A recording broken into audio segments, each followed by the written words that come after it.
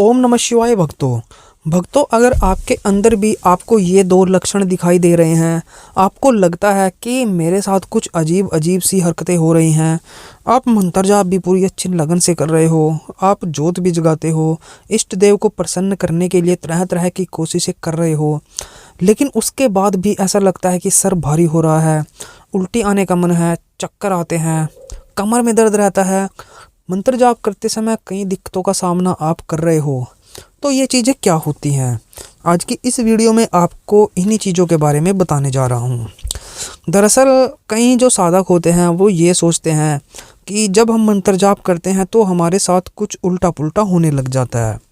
लेकिन मैं आपको बताऊं, अगर आपके घर में भोग लगता है, घंटी बजती है और जोत लगती है, तो फिर आपके घर के अंदर नेगेटिव एनर्जी नहीं हो सकती, क्योंकि जहाँ पर ये चीज़ें होती हैं वहाँ पर नेगेटिव एनर्जी नहीं जाती।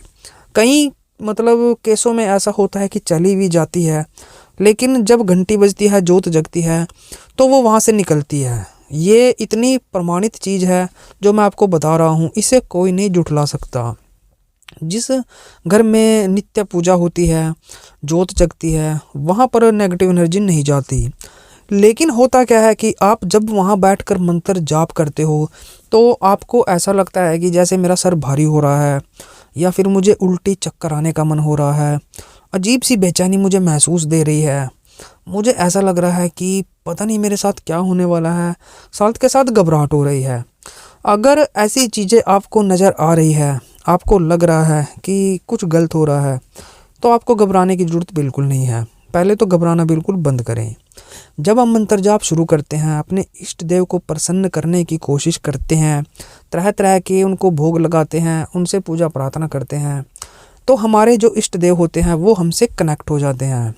और जब हमारा इष्ट देव हमसे कनेक्ट हो जाता है तो फिर हमारी जो वाइब्रेशन होती है जो हमारे इष्ट देव तक जाती है, और इष्ट देव की जो वाइब्रेशन होती है जो हमारे तक आती है, उसका रास्ता इष्ट देव तक बन जाता है। और जब हम मंत्र जाप शुरू करते हैं तो हमारे इष्ट देव अपनी सकारात्मक ऊर्जा हमारे शरीर में भेजते हैं। मंत्र हमारे शरीर में जागृत होता है, जागृत होने के साथ साथ हमारे शरीर में वो तरह तरह की हलचलें पैदा करता है, और इसके कारण ही हमें ऐसा लगता है कि जैसे कुछ हमारे शरीर के अंदर हलचल चल रही है। कई बार हम घबरा जाते हैं और घबरा कर मंत्र जाप करना छोड़ देते हैं, जो सबसे बड़ी गलती है। एक बात का ध्यान रखें, कभी भी मंत्र जाप ऐसे ही ना छोड़ें। अगर मंत्र जाप शुरू किया है तो उसे पूरा करें। बिल्कुल भी ये ना सोचे कि मंत्र जाप करने के कारण मुझे ऐसी प्रॉब्लम हो रही है, मैं मर जाऊंगा, मुझे घबराहट हो रही है, मुझे बचा लो, ये वो फलाना, ऐसा बिल्कुल ना सोचे। मंत्र जाप करते समय आपको कई तरह की दिक्कतें आती हैं। ये तभी होता है जब हमारे और हमारे इष्ट देव के बीच में रास्ता बनता है। इष्ट देव जब हमारे शरीर में ऊर्जा भेजते हैं तो वो ऊर्जा डायरेक्ट हमारे सर में आती है, और सर में आने के कारण हमारे सर भारी रहना, सर में दर्द रहना, सर में दर्द ऐसा रहेगा कि आप दवाई ले लोगे तो भी वो ठीक नहीं होगा, और कई बार ठीक हो जाता है तो दोबारा हो जाता है। तो ऐसी ऐसी दिक्कतें आती रहती हैं। कई बार जब ऊर्जा अच्छी आती है या फिर काफ़ी ज़्यादा एकदम से आ जाती है, तो तब हमें जैसे घबराहट होने लग जाती है, शरीर सहन नहीं कर पाता। तो इसके लिए आपको जो सॉल्यूशन बताता हूँ वो ये रहेगा कि जब भी आपको लगे कि घबराहट हो रही है, तो मंत्र जाप के आगे जो भी आप मंत्र बोल रहे हो उसके आगे और पीछे ओम लगाना शुरू कर दें। ओम लगाओगे तो ऊर्जा संतुलित होकर आएगी। जैसा आपका शरीर है, आपका शरीर उस ऊर्जा को कितनी मात्रा में सहन कर रहा है, उस हिसाब से ऊर्जा आपको मिलनी शुरू हो जाएगी। और कई बार क्या होता है कि हम जैसे मंत्र जाप करें, हमें गुस्सा आ रहा है, तो ये ऐसे भी होता है कि हमारे जो इष्ट देव होते हैं वो हमारी परीक्षा लेते हैं। परीक्षा में पास होना बहुत ज़रूरी होता है, क्योंकि भक्ति करके अपने इष्ट देव की कृपा हासिल करना कोई आसान बात नहीं होती। इष्ट देव जब खुश हो जाते हैं तो आपको घर की जो तरक्की है वो देखने की लायक होती है, और आपकी खुशियों को झोली है वो हमेशा भर के रखते हैं। कई बार इष्ट देव खुश होकर आपको अपने दूत भी दे देते हैं। दूत मिलना इतना आसान भी नहीं होता, लेकिन जिसको दूत मिल गए समझ लो उसको परम लोक की प्राप्ति हो जाती है।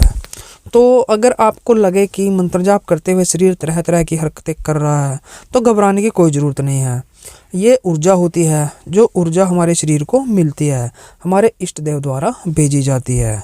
कई बार मंत्र जाप करते करते हमें नींद सी आ जाती है, नींद के झोंके आ जाते हैं, तो ये हमारे ध्यान के कारण होता है। आपको ध्यान जो है वो अपना मंत्र जाप में लगा के रखना है। अगर ध्यान नहीं लग रहा है और नींद आ रही है, तो आप जहाँ भी बैठे हो, जिस भी अपने इष्ट देव के सामने बैठकर मंत्र जाप कर रहे हो, तो अपने इष्ट देव की आंखों में आंखें डालकर आप जाप करें। लेकिन एक बात का आपको ध्यान रखना है, अगर आपने अपने इष्ट देव कोई माता जैसे दुर्गा माता, सरस्वती माता, लक्ष्मी माता या कोई भी माता अगर आपने अपनी इष्ट देव बना रखी है, तो उनकी आंखों में आंखें डालकर आपको कभी भी जाप नहीं करना है। जाप हम सिर्फ जैसे शिवशंकर भोलेनाथ हो गए, गणेश महाराज हो गए और जितने भी ये देवता हैं, इनकी आंखों में आंखें डालकर हम जाप कर सकते हैं, लेकिन माता की आंखों में आंखें डाल के आपको कभी भी जाप नहीं करना है। इस बात का आपको विशेषकर से ध्यान रखना है। तो आगे आप जब भी मंत्र जाप करोगे और आपके साथ कोई ऐसी हरकतें होने लगे, तो घबराए ना। ये हमारे इष्ट देव की ऊर्जा मिलने के हमें संकेत होते हैं, जो कि अच्छे संकेत माने जाते हैं।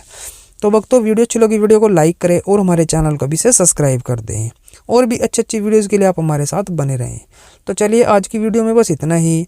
मिलते हैं हमारी एक और न्यू वीडियो के साथ। तब तक के लिए ओम नमः शिवाय, ओम नमः शिवाय, ओम नमः शिवाय।